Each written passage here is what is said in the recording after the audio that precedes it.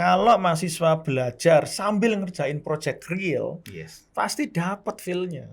Itu namanya project based learning, bukan Iya. project-projectan based learning. Hmm. Tetapi filosofi kita adalah mencetak calon pemimpin yang bisa nukang.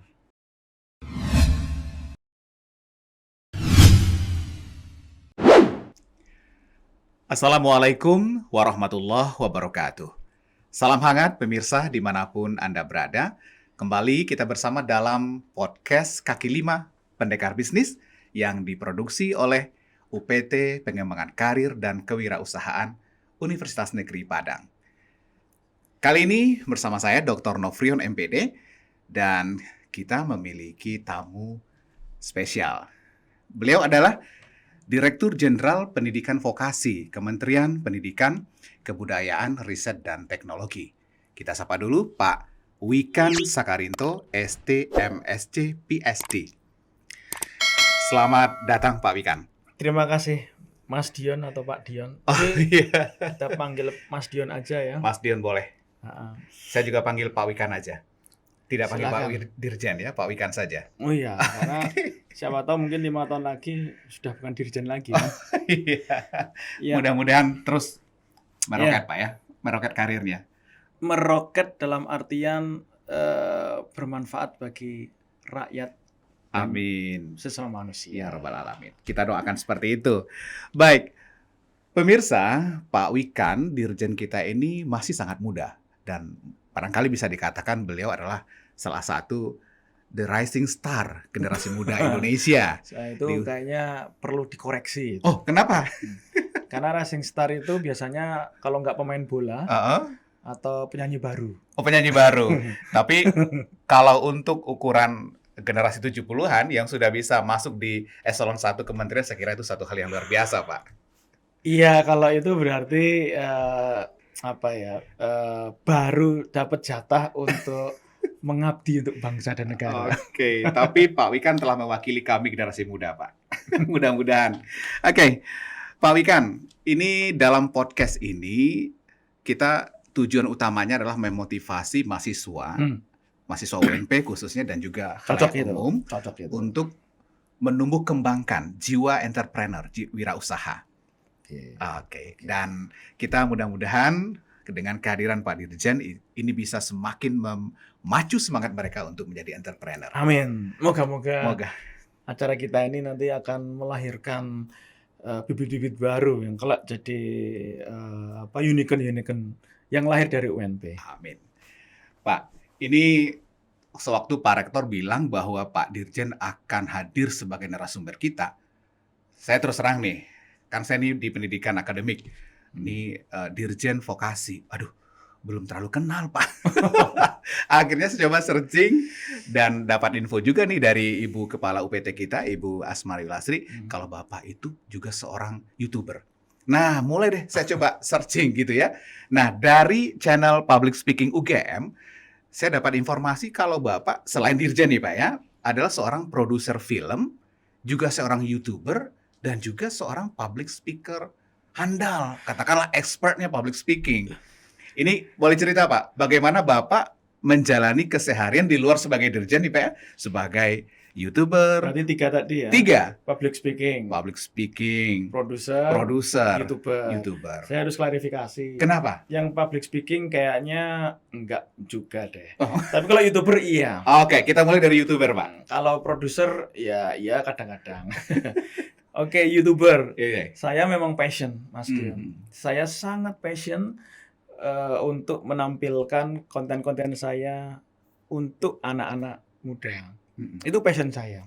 Jadi saya acting sendiri, syuting sendiri, ngedit sendiri dengan komputer saya, upload sendiri, saya kelola sendiri YouTube saya itu. Tapi saya lihat ada 2 channel Bapak. Oh iya, satunya itu setelah saya pindah ke Jakarta, gabung dengan Kemendikbud, teman-teman dari Direktorat Jenderal Pendidikan Vokasi merasa kayaknya perlu deh Pak Dirjen punya official akun YouTube untuk yang Dirjen, maka dibikinlah yang baru itu. Kalau yang ratusan ribu. Kalau yang ratusan ribu udah saya bikin 3 tahun. Saya bikin lama akun itu, tapi saya baru fokus, saya garap baru 2,5 tahun yang lalu. Dengan nama Wikan Sakarinto. Wikan Sakarinto atau kadang-kadang Kalau di search itu isigood.com. Karena saya pernah punya koran online namanya isigood.com, tapi sudah bangkrut. Akhirnya yang bertahan konten kreatornya. Iya, iya. Oke, boleh disampaikan juga Pak Wikan perbedaan konten dari kedua channel YouTube Bapak ini? Kalau kontennya tidak sama, meskipun ada yang beberapa yang sama, seperti film Reunion yang saya tulis sendiri itu. Film Reunion episode 1 dan mungkin moga-moga sampai episode 10 itu sama, tapi sisanya beda. Sisanya beda. Kalau yang akun saya pribadi itu adalah kegiatan-kegiatan pribadi saya. Jadi misalnya dulu saya sebagai dekan vokasi UGM, kalau dekan-dekan yang lain duduk di depan ketika wisuda kan duduk depan itu. Iya. Kalau dekan-dekan yang lain duduk di depan, ini mahasiswa yang di wisuda di depannya itu dekan lain mungkin baca laporan atau mereview jurnal. Kalau saya dekan vokasi, saya sibuk gini gitu. IP ke-4 dari kedokteran UGM. Tepuk tangan. Nah, saya ngedipin kamera gini aja. Nah, dari beberapa video itu kok ya, saya nggak tahu ya algoritma YouTube itu seperti apa, sehingga beberapa video saya yang wisuda UGM itu saya edit dengan agak simpel saja. Itu penonton ada yang 3,5 juta, ada yang 3,1 juta view dan sebagainya. Jadi itu lebih ke konten-konten private pribadi saya. Oke. Tapi sangat diminati. Mungkin karena faktor Wikannya juga kali Pak. Ini channelnya. Tapi gini ya, ya bisa jadi sih. Tapi gini, saya nembak pakai kamera, kemudian nanti saya edit, itu saya edit dengan segenap hati gitu. Saya benar-benar pengen mengedit, saya ingin persembahkan yang terbaik untuk audiens. Nah, film-film saya, video-video editan saya itu meskipun saya edit dengan waktu kadang hanya 5 atau kadang 15 jam, tapi saya edit sendiri ya. Mungkin ketika tersaji ke audiens, saya tuh pengen perfeksionis ya. Nah, mungkin dari situ storyline juga saya ubah-ubah sedikit. Mungkin dari situ penonton tertarik. Saya passion betul. Saya passion Mas Dion. Saya sangat passion ngedit film. Saya sangat passion ngevlog gitu. Luar biasa. Dan saya nggak kuliah dulu. Nggak kuliah bidang itu. Nggak kuliah bidang multimedia. Karena di sini informasinya Bapak S2-nya itu di Department of Mechanical Engineering, University of Twente, Belanda, dan ada 2 ya Pak ya, Dortmund University Jerman. Teknik mesin di Jepang, S3 di juga Kobe University. Ya, lebih ke teknik manajemen manufacture. Tidak punya tim khusus untuk channel ini? Practically 90% saya sendiri semua. Jadi artinya karena saya passion. Mulai dari passion sendiri, do what you love and love what you do. Good. Itu poinnya. Saya pokoknya saya persembahkan, ada yang nonton saya udah seneng. Kalau saya dapat pendapatan YouTube itu bonus saja. Bonus. Makasih Pak Wikan. Lanjut, ini produser film Pak. Ini aslinya itu waktu saya jadi dekan, ada dosen di vokasi yang juga gila, dosen prodi multimedia dan film di UGM. Dia bilang, Pak Wikan, kita bikin film loh, layar lebar. Wah, apa? Saya seneng kalau ketemu anak-anak muda, dosen-dosen muda yang gila itu. Saya malah bingung kalau dosennya itu waras-waras ya. Waras itu maksudnya dalam tanda kutip lurus. Gimana ya? Apa ya? Kebanyakan mikir gitu, akhirnya nggak berani melangkah gitu. Takut melangkah. Padahal nggak melangkah sama sekali. Itu dosen gila, udah nggak pernah, sudah nggak punya duit, ya kan, nggak punya daya dukung, pokoknya bikin film layar lebar, itu kan gila. Ya udah, saya temenin gila aja. Itu tentang apa dulu filmnya Pak? Science fiction, judulnya Tengkorak, bukan film horor, tapi ke fiksi ilmiah. Dan dalam waktu yang lama sekali 4 tahun, jadilah film itu. Bintang film nggak dibayar, kamerawan nggak dibayar, kru nggak dibayar, editor nggak dibayar, cuma dibayar nasi Padang aja. Ini sekarang di Padang. Dulu tuh dan hanya dibiayai dengan gaji PNS kita. Nah, itu namanya orang gila nekat. Tapi saya bilang ke Pak Yusron itu, Pak Yusron, kalau saya gabung, saya nggak mau setengah-setengah. Meskipun kita nggak punya uang, kita nggak punya apa-apa, kita harus jadi. Dan kita akhirnya jadi kampus kedua di Indonesia yang bisa membuat film layar lebar dan ditayangkan di bioskop setelah Amikom membuat film Battle of Surabaya. Tapi juga pernah ikut kayak festival di beberapa negara. Dan jadi best nominee. Kita sempat, dan resminya kita film Tengkorak fiksi ilmiah itu premiernya di San Jose di Amerika.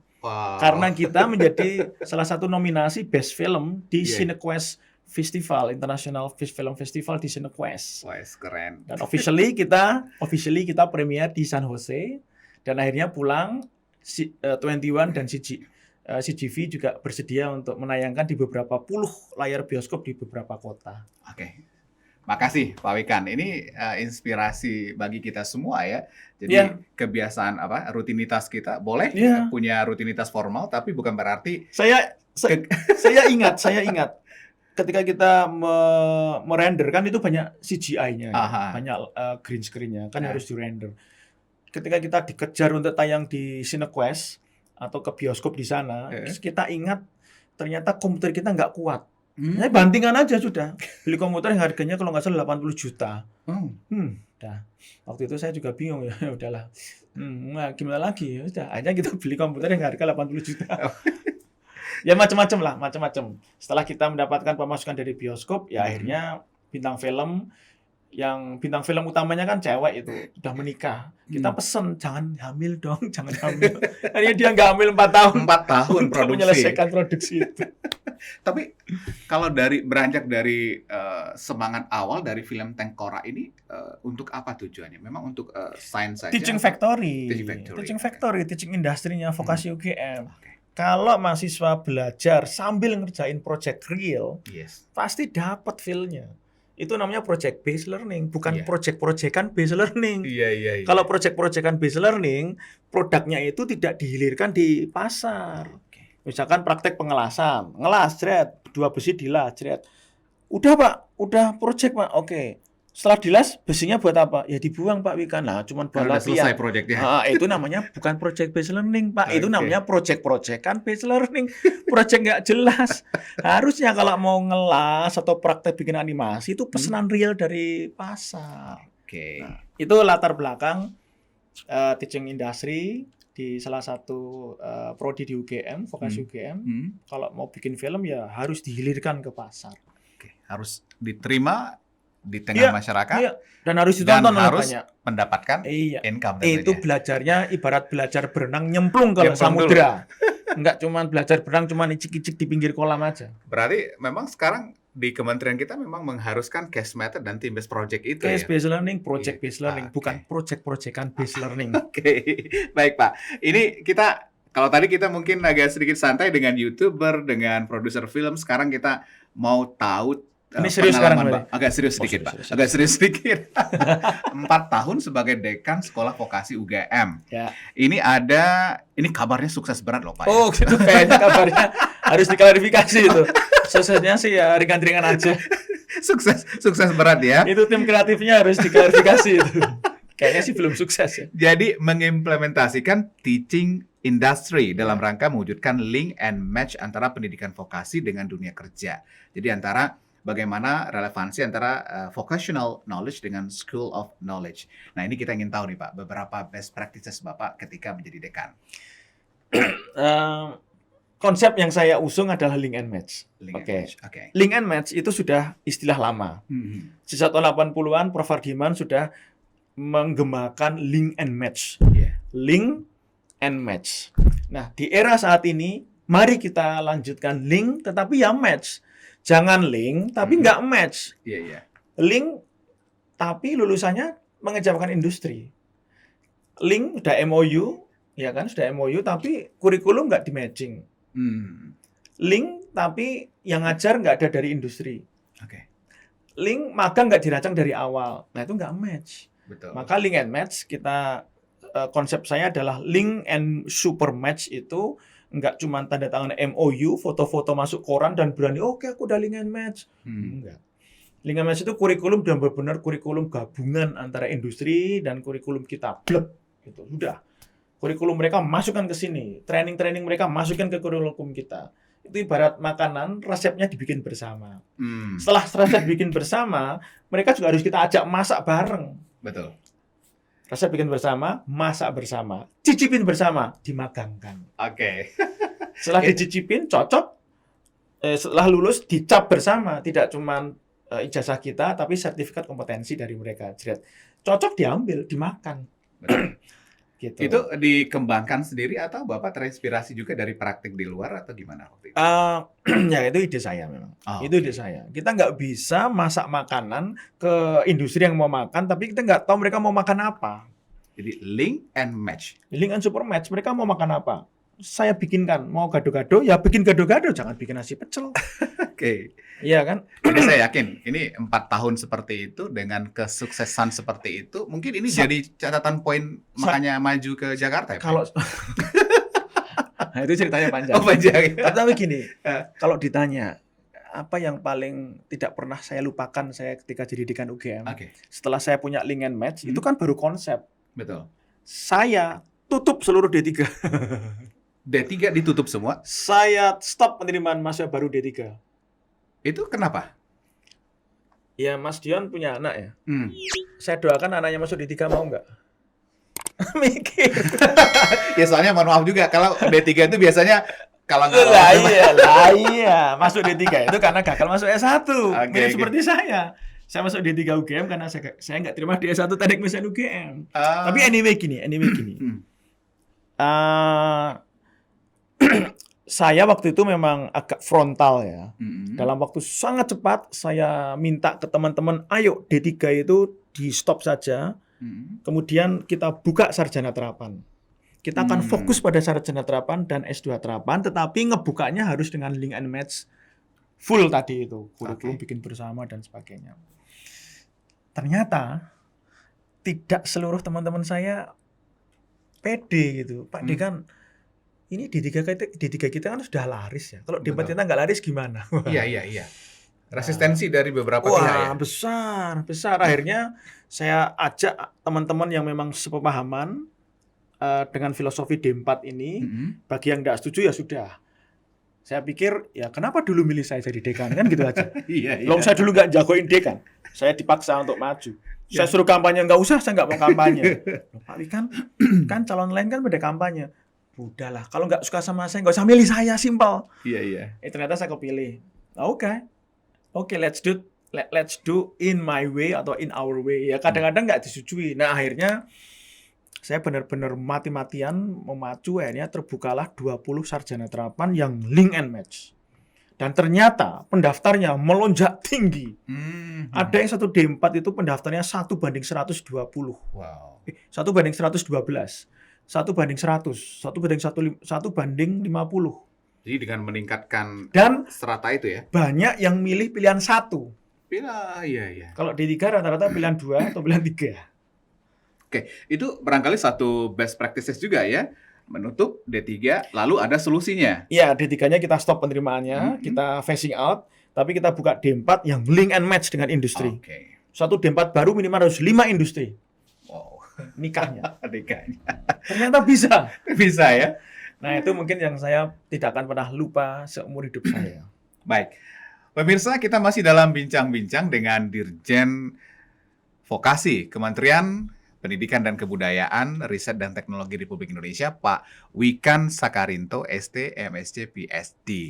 Tadi kita udah dengarkan best practices beliau ketika menjadi dekan Sekolah Vokasi UGM. Ya, itu bukan berarti itu best nekat saya. Best nekat. Tapi saya punya visi ya. Dan ternyata setelah banyak D4 terbuka dan laris, teman-teman yang tadi nggak setuju D4 pada ngusul D4 baru. Saya mikir dulu nggak mau Pak, sekarang pada saya agak stop, malah sekarang pada semangat buka D4 nikah sama industri. Oke, baik. Pak Wikan, kita mesti lanjut lagi nih. Ya, mau sampai jam 12 malam juga boleh. Krunya pasti siap ya, mudah-mudahan. Ini bertepatan dengan upacara wisuda UNP yang kemarin ya Pak ya. Kita Tadi saya jatuhnya. tadi ya. Ya. Itu Bapak meresmikan Sekolah Vokasi UNP. Dan pada saat itu Pak Rektor juga sampaikan UNP punya 20 program studi vokasi dan rencananya nih Pak Wikan ya tahun 2024 itu akan membangun sekolah vokasi kampus barunya di Tarok City di Padang Pariaman. Yang sampai 100 hektar lebih. 150 hektar ya. Nah, ini apa pesan dan harapan Bapak untuk UNP? Harapan saya mohon dalam setahun 2 tahun vokasi UNP harus lebih bagus daripada vokasi UGM. Wah, Amin ya rabbal alamin. Harus lebih gila daripada saya. Ya, tentunya nanti D3 jadi D4, kemudian link and match-nya kuat, nggak cuma MOU doang, 8+I tadi, link and match komprehensif. Iya. Kemudian ada banyak nanti dosen-dosen praktisi dari industri mengajar di sini, di vokasi UNP. Teaching Factory nanti melebur di dalam project based learning, dan itu menjadi basis kurikulum pembelajaran. Iya. Kurikulum yang membuat anak-anak vokasi UNP itu belajar sambil mengerjakan project real, project based learning yang akan menjadi pilarnya Teaching Factory. Dan nanti produk-produk dari Teaching Factory vokasi UNP akan menjadi produk kebanggaan Indonesia, bermitra dengan industri, dan bisa jadi menjadi produk ekspor kita yang lahir dari talenta-talenta researcher, dosen-dosen dan mahasiswa vokasi UNP yang berkolaborasi dengan dosen-dosen dari S1, S2, S3, dan mahasiswa S1, S2, S3. Oke, luar biasa. Tidak ada kompetisi di dalam negeri. Sinergi. Kita berkompetisi dengan luar negeri. Kalau kita berkompetisi dalam negeri, saling mengalahkan, saling membunuh, itu bukan filosofi. Oke, Pak Wikan. Tadi yang saya tangkap itu ada resistensi ya Pak. Ketika Bapak mencoba mengoperasionalkan ide-ide dan gagasan itu ada resistensi. Ini barangkali kita kalau bicara resistensi dari kolega, itu kan bagaimana mengubah mindset ya. Ini kita boleh gali lebih dalam nih strategi khas Bapak ini untuk mengubah mindset dari orang-orang di sekitar Bapak. Wah, ini pertanyaan yang berat ini. Kalau tadi pertanyaan cuma kiloan, sekarang tontonan ini pertanyaan. Memang yang paling berat itu mindset ya. Yang paling berat mindset. Jepang hancur di tahun 45, hancur lebur bangsa Jepang. Sekutu menghancurkan seluruh infrastruktur di Jepang, seluruh peralatan perang Jepang hancur, industri Jepang dihancurkan, dilumpuhkan semuanya. Tapi Jepang tidak mati, tidak hancur di tahun itu. Karena apa? Manusianya. Manusia Jepang yang tidak mau kalah dari bangsa lain. Manusia Jepang yang tidak mau menjadi sekedar pembeli produk-produk bangsa lain. Nah, makanya saya lebih meyakini vokasi ini dibangun jangan berorientasi pada fisik dan alat dulu. Tapi berorientasi pada mindset, leadership, dosen-dosen dan pemimpin-pemimpin vokasi. Dan mahasiswa vokasi. Jadi manusianya dulu dibangun. Kurikulumnya dibangun dengan link and match. Sehingga nanti 100 hektar lebih itu akan menjadi infrastruktur yang memang nyawanya sudah siap. Ini kayaknya harus minum dulu ya. Minum. Ya, silakan. Ada logonya ini. Ada logo. Silakan Pak. Jadi itu. Jadi saya berharap sekali vokasi UNP ini dibangun dengan by design. Kerjasama luar negeri sudah juga disiapkan, link and match sudah disiapkan, SDM disiapkan dengan sekumpulan orang-orang gila yang kreatif tadi itu. Masuk jadi dosen vokasi UNP. Tapi punya visi ke depan, punya semangat nggak mau kalah, punya semangat untuk menuntaskan apa yang sudah dimulai. Ketika Bapak mencoba untuk melakukan ide-ide seperti itu sekolah vokasi itu apakah ketika di awal didirikan, dosen-dosennya itu direkrut khusus untuk sekolah vokasi atau memang datang dari dosen-dosen yang telah ada juga? Vokasi UGM itu kan didirikan di 2009. Itu sudah ada 2 kelompok bidang yang sudah punya infrastruktur dan SDM sudah sejak lama, yaitu kelompok teknik dan ekonomi. Itu ada 6 prodi. Tapi puluhan prodi yang lain atau belasan prodi yang lain itu akhirnya ya, yang pindah cuman prodi dan mahasiswanya. Dosennya tetap stay di fakultas S1. Sehingga kita dulu di awal-awal 2009, saya masih di Jepang waktu itu ya. Kita benar-benar struggle dengan kecepatan tinggi untuk merekrut SDM, tetapi jangan asal rekrut ya. Karena nomor 1 SDM. Mau klubnya namanya Barcelona, kalau Messi dan teman-temannya pensiun, ya sama kita kalah juga itu. Ya kan? Memang nomor 1 manusianya. Tapi memang sistem networking memang juga berpengaruh gitu. Nah, makanya saya harap vokasi UNP ini nanti benar-benar bisa by design to prepare SDM, human resource yang punya passion, bergairah, mencintai vokasi, mirip menikah dengan cinta, Mas Dion. Gimana rasanya menikah tanpa cinta? Saya nggak tahu rasanya. Nggak tahu. Karena kita mencintai istri kita masing-masing ya. Tapi kalau sampai bangun vokasi nggak ada passion, berat. Jadi kuncinya kalau sekolah vokasi, ini mungkin pelajaran juga buat dasar UNP berkembang ya. Jangan terlalu fokus kepada alat, kepada Ya, tapi ke mindset SDM yang terlibat. mindset leadership dan soft skill karakter SDM. Oke. Itu yang nanti juga akan mempengaruhi kurikulum. Jadi saya nggak sepakat kalau vokasi itu menciptakan tukang. Itu salah besar. Yeah. Kalau pendidikan vokasi, SMK, sarjana terapan atau D2 untuk mencetak tukang, itu salah. Tetapi filosofi kita adalah mencetak calon pemimpin yang bisa nukang. Calon entrepreneur yang bisa nukang. Dia dengan passionnya, dia memang mencintai bidang itu. Sehingga apa? Kurikulum vokasi jangan hard skills. Tapi soft skills dan karakter. Hard skill itu pasti otomatis. Tapi kan sebagian besar masyarakat melihat vokasi itu pasti hard skill. Exactly. Hard skill pun juga penting. Karena kompetensi itu fungsi perkalian.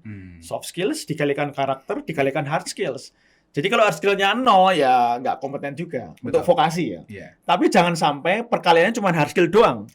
Iya, betul. Soft skills dan karakter itu jauh lebih powerful daripada sekedar hard skills. Kemampuan komunikasi, kemampuan leadership, kemampuan presentasi, kemampuan problem solving, critical thinking, kreativitas, digital literasi, itu soft skills. Oke. Pak Wikan, ini kalau bincang-bincang dengan Bapak kok rasanya nggak selain merasa sedang bersama Pak Dirjen juga bersama public speaker nih sepertinya. Kalau itu enggak juga. Enggak juga. Saya kan bicara di depan publik karena jabatan saja. Tapi di channel itu cukup banyak juga yang menginspirasi tentang public speaking, Pak. Itu belajar khusus atau memang punya passion juga sama seperti YouTuber tadi? Saya lebih ke storytelling ya. Saya kan seneng, saya tuh passion juga menulis cerita film. Sekarang saya baru nulis cerita film layar lebar kedua, yaitu Cinta di Ujung Senja. Itu nanti kita bikin bersama SMK Film dan Industri. Jadi saya memang passion hal-hal yang sifatnya story. Jadi mungkin dalam konteks ini saya bukan sebagai public speaking atau public speaker, tapi lebih pada storyteller saja. Oke. Tapi dari video-video yang terlihat, ya anyway, it has to do with soft skills kan. Ketika kita berbicara itu, kita tahu bagaimana memainkan intonasi, kita juga tahu bagaimana memainkan gestur gini, asal jangan gini. Iya. Itu kan juga teori public speaking. Jadi kalau kita ingin tell a story to everyone, ya anyway kita juga harus tahu dasar-dasar public speaking. Oke. Pak Wikan, ini buat mahasiswa nih kan, mereka ini generasi yang sedang tumbuh. Ya. Kira-kira nih, menurut Pak Wikan ini, arti penting public speaking bagi mereka itu seperti apa? Oke, public speaking itu somehow adalah level yang lebih konkret dari soft skills dalam konteks komunikasi, presentasi. Itu memang teori-teori atau kompetensi public speaking itu sangat take significant place. Itu artinya semua mahasiswa harus memiliki? Itu kalau bisa ya harus. Harus. Bagaimana public speaking dalam konteks menyampaikan ide, kemudian memimpin satu gerakan baik, itu butuh kemampuan public speaking untuk mendeliver message kita, mendeliver visi dan filosofi kita, value kita. Kalau kita nggak mampu menyampaikan itu ke publik, ya itu hanya akan ada berada di kepala kita dan it remains in our brain forever. Oke, Pak Wikan, berdasarkan pengalaman Bapak terkait dengan public speaking ini, kalau untuk karir Bapak di formal ya, karir formal mulai dari dosen, kemudian dirjen gitu ya, itu sumbangan keterampilan. Tentu Bapak diterima pasti salah satunya karena kemampuan Bapak berkomunikasi. Mungkin kalau untuk menjudge itu kita tanya ke audiens saja ya. Saya nggak bisa menjudge diri saya. Tetapi saya belajar, Mas Dian. I am still learning. Saya tetap belajar terus mengembangkan public speaking. Bagaimana saya bisa membuat storyline yang enak, konten-konten mana yang nanti ada gimmicknya, misalnya. Udah nonton James Bond belum? Udah nonton James Bond atau belum? Mungkin belum karena belum rilis ya. Saya James Bond. Jaga masjid dan kebun misalnya. Jadi saya memang belajar beberapa dagelan-dagelan yang bisa saya masukkan di situ. Saya juga belajar pantun untuk ice breaking audience. Pantun-pantun harus cepat ini. Misalkan Tadi sempat berpantun juga. oh iya, itu juga coba juga buah duku buah delima, Ah, lama bana dimakan bersama. oke. UNP selalu bikin terkesima Ah. karena rektor sampai mahasiswanya keren semua. Terima Nah, kasih. itu kan breaking the ice gitu kan. Iya. Sehingga kalau sudah frekuensinya lebih blended, saya mentransfer apapun menjadi lebih smoothly accepted Pak itu. Jadi saya belajar. Oke. Dan kalau ditanya how much it affect atau how much it works, it does work a lot. Oke. Jadi tanpa bermaksud kita istilahnya kan kalau ditanya tadi seberapa besar, tapi yang pasti kita Oh, silakan tanya audiens. Tapi kalau ditanya apakah Bapak merasa bahwa kesuksesan Bapak sekarang salah satunya itu dipengaruhi oleh kemampuan public speaking Bapak? Saya lebih ke soft skills ya. Soft skill. Soft skills dan karakter, saya punya karakter, saya sangat mencintai vokasi. Dan indikator kesuksesan hidup saya adalah ketika melihat jutaan anak vokasi kelak menjadi orang baik, orang bahagia, orang sukses, dan orang hebat. Oke. Itu dream yang membuat menggeret saya jauh ke depan. Instead of just public speaking competence atau kemampuan public speaking dan sebagainya, saya lebih percaya mungkin filosofi ini yang membuat saya mungkin masih dipercaya untuk ikut menggarap vokasi. Oke, Pak Wikan. Dan pemirsa dimanapun Anda berada, ini kita semakin lama makin Semakin terasa pengen lanjut terus. pengen lanjut terus ya. Nggak apa-apa, ini kita bikin 20 episode saja sekalian. Oke, Pak Wikan ini beliau kalau kita lihat dari riwayat pendidikan beliau S1 teknik. Jangan S1. Mulainya dari D3 ini. Wah, ini Betul ada. Berarti tim kreatif udah cocok. D3 Department of Mechanical Engineering, kemudian lanjut ke S1, S2 ada 2 di Belanda dan di Jerman, Ya. teknik juga teknik mesin dan juga S3 teknik. Iya, teknik, lebih ke teknik. Jadi D3 S1-nya teknik mesin, S2-nya lebih ke teknik product design industri, teknik mesin juga. S3-nya teknik mesin tapi lebih ke teknik manajemen teknik lebih ke manajemen knowledge base.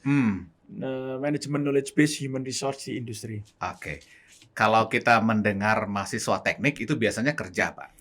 Jarang bicara. Biasanya, Pak ya, biasanya. Kalau teknik mesin itu ciri-cirinya mahasiswinya 1:2.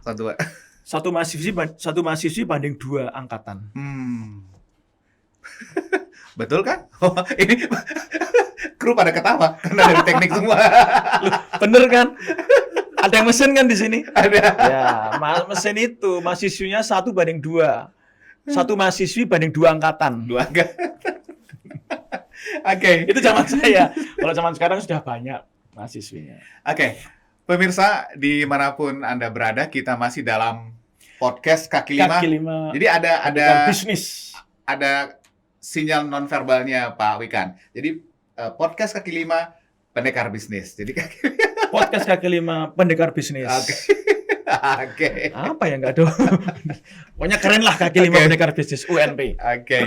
Baik pemirsa, bincang-bincang kita dengan Dirjen Pendidikan Vokasi Kementerian Pendidikan Kebudayaan Riset dan Teknologi Bapak Wikan Sakarinto ST MSc PhD sudah sampai di ujung. Namun sebelum kita berpisah, sepertinya belum ingin berpisah nih Pak. Saya udah mau bikin pantun untuk perpisahan ini. Tadi saya tunda dulu pantunnya. Oke. Tapi kita masih ada closing statement. Silakan Pak. Saya selalu bilang gini ke seluruh adik-adik mahasiswa ya. Just be what you want to be, but be the best. Jadi apapun terserah kalian mau jadi apa. Silahkan, itu kebebasan, kemerdekaan kalian untuk menjadi apapun, untuk belajar apapun yang kalian senangi. Tapi jadilah yang terbaik. Just follow your passion.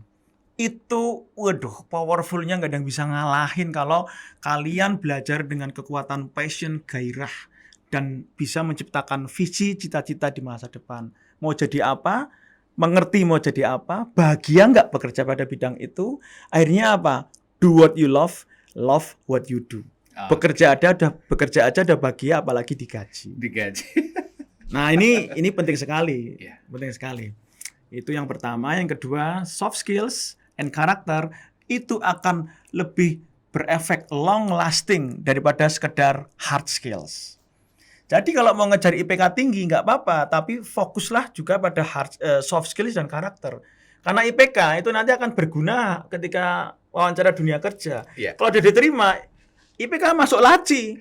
Yang bekerja sampai karirnya setinggi langit, itu soft skills dan karakter. Saya ingat Mas Menteri ketika coba mengajak kita untuk, ayo Mas Wikan, kita garap vokasi Indonesia. Kan dia kayak mau ngetes gitu ya. Iya. Yang ditanya Mas Menteri apa? Mas Wikan, IPK-nya dulu berapa? Enggak.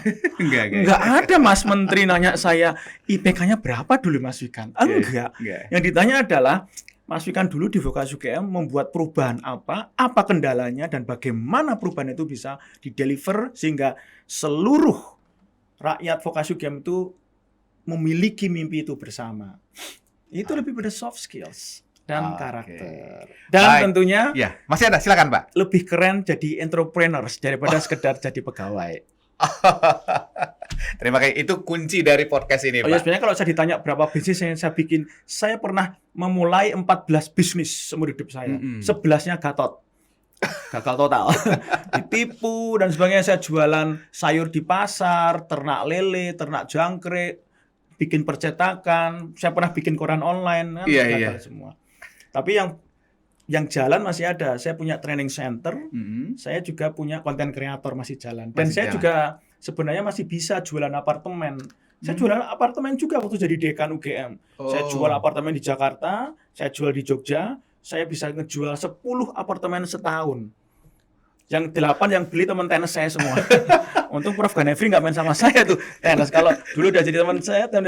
Ganefri juga beli apartemen saya jual. Oke, ini sepertinya harus lanjut di episode kedua saya nih, Pak. bilang sampai 100 episode saja malam ini direkam gitu ya, sehingga nanti cuma tinggal diedit. Tapi saya terima kasih Mas Dion, terima kasih pemirsa, terima kasih adik-adik mahasiswa UNP. Saya yakin you are the next leader of Indonesia. Amin. Apalagi kalau ada dosen kayak Mas Dion, ada profesor di belakangnya itu ada Prof. Ganefri. Ada juga Pak Direktur. Pak Direktur Politeknik di Padang kumpul ini. Terima kasih udah diundang di sini. Semoga podcast kelima Pendekar Bisnis UNP akan segera menjadi acara yang semakin menginspirasi Indonesia. Baik, terima kasih. Pemirsa dimanapun Anda berada. Saya jadi pembacaranya ya. Itu tadi, kita ngomong malam hari ini atau pada kesempatan ini dengan Pak Dirjen begitu santai, begitu hangat, karena memang beliau punya sesuatu yang barangkali bisa menjadi pelajaran bagi kita semua. Bagaimana kita menghangatkan suasana. Tapi saya belum cerita kalau saya pernah ditolak 10 cewek ya. Ada semua itu di Facebook saya. Episode nanti, Pak. Oke, demikian podcast kita kali ini.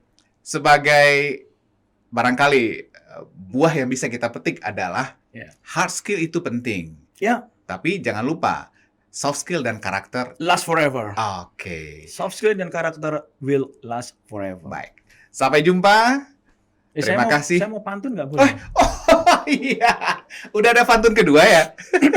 Saya punya banyak pantun. Oke. Baik. Pemirsa, kita tunda dulu menutupnya setelah pantun dari Pak Dirjen. Kalau gitu pagi makan nasi, malam minum susu. Cakepnya mana? Cakep gitu dong. Cakep. Mana? Gitu. Oke, diulang Pak Dirjen. Diulang. Pagi makan nasi, malam minum susu. Cakep. UNP membangun vokasi untuk Indonesia maju. Oke. Masih ada. Oke, silakan. Cantinian, istri terkasih, cukup sekian, terima kasih. Baik, terima kasih. Masih ada. Oh, enggak usah ada. Ini lama-lama jadi acara pantun ini. Baik. Pemirsa, sampai yakin sudah habis, Pak? Masih ada. Ateng bawa kayu, thank you. Thank you. Oke, luar biasa pada episode kali ini Pak Dirjen Pendidikan Vokasi, Pak Wikan Sakarinto telah bersama kita. Barangkali ini melebihi durasi yang biasa, tapi saya yakin Anda yang menonton episode ini tidak akan rugi menyaksikan pesan-pesan berharga dari seorang Dirjen kita Bapak Wikan Sakarinto. Terima kasih Pak atas nama UNP. Terima kasih Mas Dion. Mudah-mudahan. Terima kasih ratusan kru di sini. Terima kasih. Oke, sampai jumpa semua. Assalamualaikum warahmatullahi wabarakatuh.